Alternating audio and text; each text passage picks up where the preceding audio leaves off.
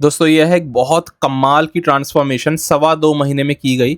इस ट्रांसफॉर्मेशन के दौरान वजन तोड़ा गया है 25 किलो। 123 किलो के ये हुआ करते थे जो भाई हैं, और अभी 98 पे पहुंच गए हैं। फिलहाल इनकी ट्रांसफॉर्मेशन और आगे बढ़ती चली जा रही है, लेकिन ये कमाल के रिजल्ट है। अगर आप ध्यान से देखो तो बॉडी ने हर एक एंगल से फैट लॉस इतना ज़बरदस्त किया है कि अच्छे अच्छे लोग नहीं कर पाते। फिलहाल ये है फ्रंट का पोज। आप देखोगे इनकी चेस्ट कितनी ज़्यादा फैटी थी पहले, और चेस्ट का बिल्कुल एक प्रॉपर शेप आ चुकी है। जो पेट इनका बहुत बड़ा था, बेली फैट एकदम लटका हुआ था, वो एकदम अंदर हो गया है। बहुत ज़्यादा फर्क है अगर आप हर एक एंगल से देखो। साइड एंगल से भी पेट कितना बाहर आया रखा था, और अब पेट एकदम सीधा अंदर चला गया है, और चेस्ट की शेप नज़र आने लग गई है। भारी चेस्ट है इनकी, मतलब अच्छी एक बॉडी बिल्डर टाइप इनका थोड़ा सा फिजिक है। सेम ऐसी बैक के अंदर देखो, पहले इनकी बैक कैसी थी, कोई एक मसल नहीं दिखती थी, कंडीशनिंग जीरो, और अब कंडीशनिंग आने लग गई है। अभी और बहुत ज़्यादा आएगी, और अच्छे खासे जो मसल्स अंदर छुपे हुए थे वो दिखने लग गए हैं। तो कुल मिलाकर के एक बहुत ज़बरदस्त ट्रांसफॉर्मेशन है।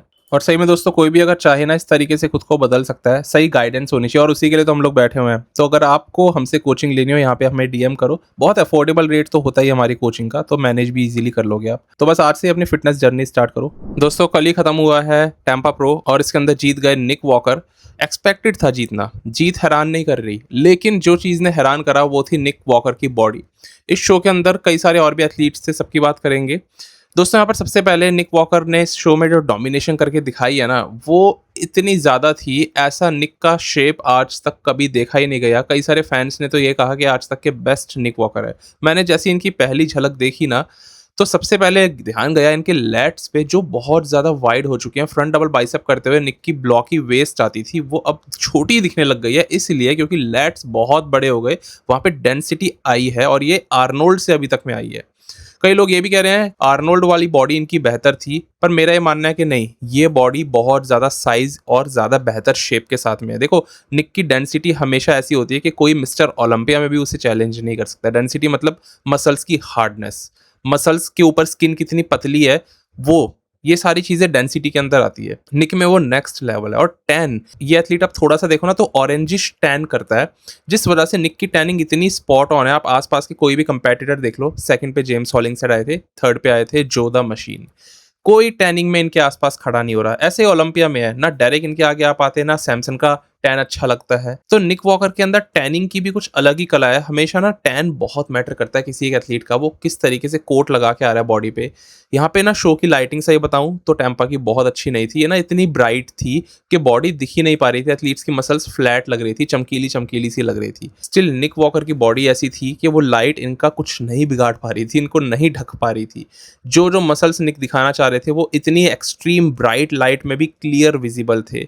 इस तरीके की बॉडी आज तक नहीं देखी गई। मैं इसीलिए कह रहा हूँ क्योंकि निक वॉकर के लेग्स भी इतने बड़े थे। आउटर स्वीप जो इस एथलीट का एक बहुत बड़ा पॉइंट ऑफ क्रिटिसिज्म था, वो भी इन्होंने बड़ा कर लिया है। और अब क्रॉस ट्राइशंस दिख रहे हैं इनके आउटर स्वीप में। ये इनके बड़े लेग्स और लैट्स का ही नतीजा था कि इनकी वेस्ट अब छोटी लगने लग गई है। मतलब ये निक वॉकर सामने खड़े हुए लग ही नहीं रहे, ऐसा लग रहा है कोई और एथलीट खड़ा कर दिया है। इतनी स्मॉल वेस्ट इनकी पहले थी ही नहीं। और दोस्तों ये सिर्फ एक इल्यूजन है। वेस्ट स्मॉल इसीलिए हुई है क्योंकि मास वहां ऐड किया गया जहां एग्जैक्टली जरूरत थी। ये आजकल के एथलीट्स हैं जो इस चीज को समझते हैं। पहले के एथलीट्स होते हैं ना, एक बार अगर वेस्ट ब्लॉक की हो गई तो वो और फैलती चली जाती थी, इस तरह श्रिंक होकर के वापस छोटी नहीं दिखती। दोस्तों मैं आपको सही बता रहा हूँ, ये बॉडी कुछ ऐसी चीजें बस अब लेकर के आने वाली है ना ओलंपिया में। सब लोग ना इनके लिए ही चीयर करेंगे। देखो डेरेक अलग, सैमसन, हार्डी, ये सारे लोगों की अलग लेगेसी है, पर निक वॉकर की फैंस ही कुछ क्रेजी हैं। इनकी ना जो पागलपना है इनके फैंस के अंदर लेकर के, और निक को लेकर के जो बिलीव रहता है ना कि निक वॉकर मिस्टर ओलंपिया बनेंगे, इस साल वो फैंस को काफ़ी सारी अच्छी चीज़ें देखने के लिए मिलेगी ओलंपिया में जब ये आएंगे। हो सकता है निक वॉकर अगर यही बॉडी लेकर आ गए तो ओलंपिया में सेकंड भी आ जाए। क्योंकि देखो निक ने लास्ट टाइम सिर्फ एक बार जिंदगी में हुआ था कि पिछले साल का 2025 ओलंपिया में अपनी ऑफ बॉडी दिखाई थी।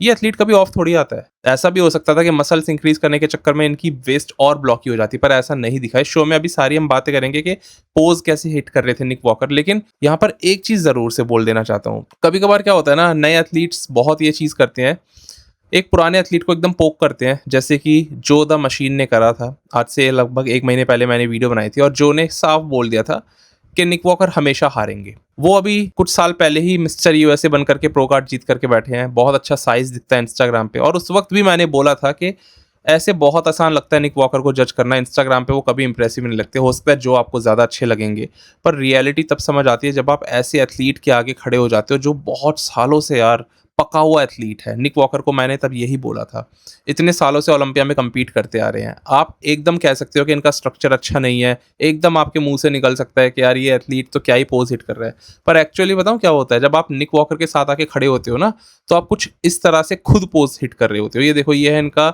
Abdominals and Thai. दोस्तों बॉडी की बात बाद में करूंगा, पहले पोज हिट करने का तरीका देखो। एक प्रोफेशनल बॉडी बिल्डर अपना इस तरीके से पोज हिट करता है, बट ये नॉन प्रोफेशनल एथलीट लग रहे हैं, निक के आगे कंप्लीटली एमेच्योर लग रहे हैं।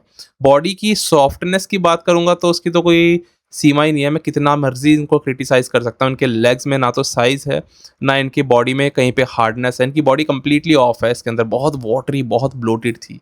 सिर्फ साइज होना सब कुछ नहीं होता, जिसके ऊपर सबसे ज्यादा ये उछल रहे थे, क्योंकि आप देखो यहाँ पे कितना फ्लैट आउटर स्वीप है इनका निक वॉकर के मुकाबले, जबकि निक का भी फ्लैट आउटर स्वीप होता है, पर उस एथलीट ने इतने सालों की जो मेहनत करी है ना, इस बार का आउटर स्वीप उसका बाहर निकल के आ गया है। उस एथलीट के पोज करने का तरीका देखो, यहाँ पे पोज करने का दोनों हाथ कितने आगे हैं, बिल्कुल सर के आगे आ गए, लेकिन निक वॉकर के हाथ खुले हुए हैं, ज्यादा कॉन्फिडेंस दिख रहा है, जबकि उनकी कोई स्ट्रक्चर बहुत अच्छा नहीं है, पर कॉन्फिडेंस से हिट करना पोज, इसी को कहते हैं। एक एमेच्योर एथलीट ये गलतियां करता है और फिर पोक करते हैं इतने बड़े एथलीट्स को कि वो तो हमेशा हारेंगे, उनका स्ट्रक्चर अच्छा नहीं है, जबकि यही निक वॉकर है जिन्होंने इस साल एक बहुत अच्छे हार्डी शूपन को हराया था। तो दोस्तों बोलना आसान होता है, ठीक है ना, नए नए एथलीट्स ना यही चीज़ करते हैं कि एकदम से सोचते हैं हम पता नहीं कितना जोश है, हम क्या कर देंगे, स्टेज पर आते हैं ना, ज़्यादा साइज लेकर के आने के चक्कर में ऐसे ऑफ आ जाते हैं, एकदम वाटरी आ जाते हैं। आप इतने कम समय में ऐसा साइज, ऐसी डेंसिटी नहीं ला सकते जो निक वॉकर कई सालों में जा करके लाए हैं। आप इतने कम समय में इतना अच्छा पोज नहीं हिट कर सकते जो निक वॉकर हिट कर रहे हैं। स्टेज पे बहुत चीज़ें होती हैं जो मैटर करती है, प्रेजेंटेशन अच्छी होनी चाहिए, टैनिंग एकदम स्पॉट ऑन होनी चाहिए, जो जोधा मशीन की तो नहीं है। निक वॉकर की हर एक चीज़ इतनी परफेक्ट है, इसीलिए वो एक इलीट आईएफबीबी प्रोफेशनल एथलीट है, मिस्टर ओलंपिया कंपेटिटर हैं। इन चीज़ों को समझना चाहिए एक नए एथलीट को, और इस चीज़ को पता है कौन समझता है? हाल ही में सैमसन दादा ने ये वाली बात बोली, उनसे पूछा गया कि क्या निक वॉकर एक थ्रेट है। देखो सैमसन खुद एक मिस्टर ओलंपिया है, तब भी एडमिट कर गए कि हाँ वो थ्रेट है। सैमसन ने इतने समझदारी की बात करी ना दोस्तों, उन्होंने कहा कि थ्रेट ना हम सारे लोग होते हैं, ऐसा नहीं है कि कोई हार गया है, कोई पीछे हो गया तो आप लोग तो सोचते हो कि यार ये एथलीट बहुत पीछे चला गया, अब ये क्या ही कर पाएगा, पर हम लोग जो टॉप 10 ओलंपियंस होते हैं, हम कभी भी वापस आ सकते हैं और हम लोग कभी भी एकदम डाउन से ऊपर उठ सकते हैं। देखो सैमसन के साथ भी अभी यही हो रहा है, कोई उनको सीरियसली कंसिडर नहीं कर रहा है। हम सभी लोग एक ही बात बोलते हैं कि वो स्टेज पर आकर के एकदम ऑफ आ रहे हैं, उनकी वाइफ के साथ उनकी कंपैटिबिलिटी अच्छी नहीं आ पा रही है स्टेज के लिए, और वो किसी और ट्रेनर के साथ जाना नहीं चाह रहे, लेकिन सैमसन को सब लोग डाउन करके चल रहे हैं। यही पिछले साल निक वॉकर के साथ था, और अब क्या हुआ, निक पे डाउट करने वाले लोग खुद कह रहे हैं कि अब हम निक की तरफ हैं।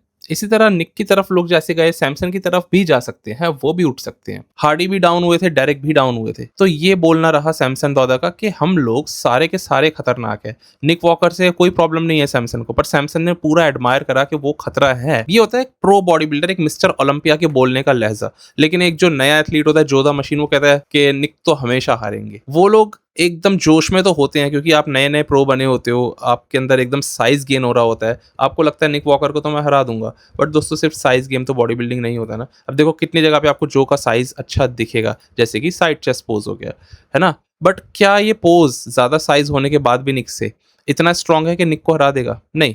क्यों? क्योंकि यहाँ पर दोस्तों इनकी बॉडी एकदम ऑफ है, इनकी बॉडी में पानी इतना ज्यादा होल्ड है, शोल्डर डेवलपमेंट कंप्लीट नहीं है, पोज हिट करने का तरीका उतना इंप्रेसिव नहीं है जितना निक का है। ऑल्दो पोटेंशियल है, पर उसको पनपने के लिए समय लगता है, एक मैच्योरिटी चाहिए बॉडी दिखाने के लिए भी। अब देखो जो का बैक लेट स्प्रेड पोज आप देखो, इनके लेग्स में साइज है, लेकिन निक के हैमस्ट्रिंग्स को आप कहाँ पकड़ लोगे? इनके हैमस्ट्रिंग्स अभी वर्ल्ड के सबसे बड़े हैमस्ट्रिंग्स है, ये कहने में मुझे कोई हिचकिचाहट नहीं हो रही है। निक के ग्ल्यूट्स इतने ज्यादा साइज वाले हैं, आप कैसे इस चीज को बीट करोगे? देखो जो अपनी तरफ से अच्छे आए हैं, यहाँ पे इनके श्रेडेड ग्ल्यूट्स हैं, हैमस्ट्रिंग्स भी अच्छे हैं, बट साइज कहाँ है? वो प्रोपोर्शनैलिटी ही नहीं है ना, ग्ल्यूट्स तो बड़े हैं, हैमस्ट्रिंग्स छोटे रह गए।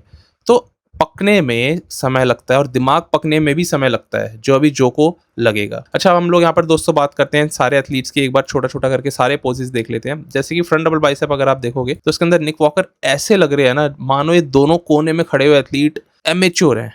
निक ने बोला था कि मैं एक बहुत बड़ा डिस्टेंस लेकर के इस शो में खेलूंगा, यानी कि मैं जीतूंगा नहीं, मैं डिस्टेंस के साथ में जीतूंगा। पर यहाँ तो कुछ ज़्यादा ही डिस्टेंस इन्होंने कर दिया है। इतना ज़्यादा इन दोनों एथलीट्स को अपने आगे दबा दिया है, ये दोनों बच्चे लग रहे हैं इनके सामने। जबकि वही जेम्स हॉलिंगसाइड है लेफ्ट में खड़े हुए, जो अभी 1 हफ्ते पहले तक इतने ज़बरदस्त लग रहे थे, लग रहा था कि यार इनके आगे बहरूस तवानी को नहीं जीतना चाहिए था, है ना? ये वही जेम्स हॉलिंगसाइड है, पर अभी निक के आगे कुछ भी नहीं लग रहे हैं। और वैसे भी इनका वीक पोज है फ्रंट डबल बाइसेप। तो निक के लेग्स के अंदर कुछ नेक्स्ट लेवल का दोस्तों आपको साइज दिखेगा यहाँ पे, और इतना ज़्यादा सेपरेशन ना आउटर स्वीप में कभी था ही नहीं, साइज भी नहीं था।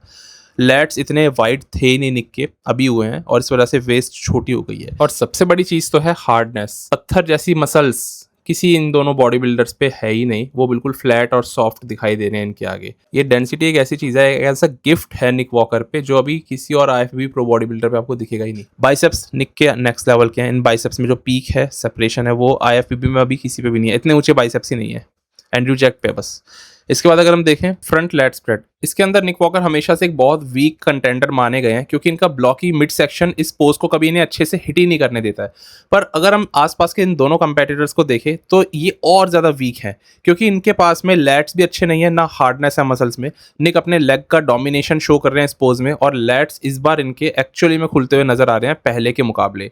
इनकी चेस्ट भी फूली हुई है और शोल्डर विड्थ अच्छी दिख रही है। पहले इनके शोल्डर्स काफ़ी ज़्यादा दब जाते थे, तो इंप्रूवमेंट हुआ है इस पोज में। हालांकि ये कोई बहुत तगड़ा पोज नहीं है। जब ये खड़े होंगे डेरेक जैसे एथलीट्स या फिर एंड्रयू जैक जैसे एथलीट्स के साथ, तब निक बहुत बुरी तरह हार जाएंगे। पर अभी कंपैरिजन जिनसे हम उन्हीं की बात कर सकते हैं, तो यहाँ पे निक इन दोनों को हरा रहे हैं और ज़्यादा अच्छी थिकनेस दिखा रहे हैं। साइड चेस्ट दोस्तों, इसके अंदर सही बताऊं तो थिकनेस बहुत ज़्यादा है जो के अंदर। वही वाली बात है कि जो की बॉडी उतनी कंडीशनड ही नहीं है, पानी पकड़ के चल रही है। तो निक वॉकर का ये पोज फिर से आउटस्टैंडिंग लग रहा है, इन दोनों एथलीट्स को खत्म कर दे रहा है। और निक की जो चेस्ट है, इस बार इसमें फाइबर्स दिखाई दे रहे हैं इस पोज में। ऑल्दो ये एक ऐसा पोज है जो और इम्प्रूव हो सकता है वॉकर का, क्योंकि राउंडनेस ज़्यादा करके एंड्रयू जैक, डेरेक लैंसफोर्ड में अच्छी आती है इन पोजेस को जब वो लोग हिट करते हैं। उनका जो साइड क्वाड है वो भी बहुत बड़ा दिखता है और आईटी बैंड्स बहुत क्लियर दिखते हैं।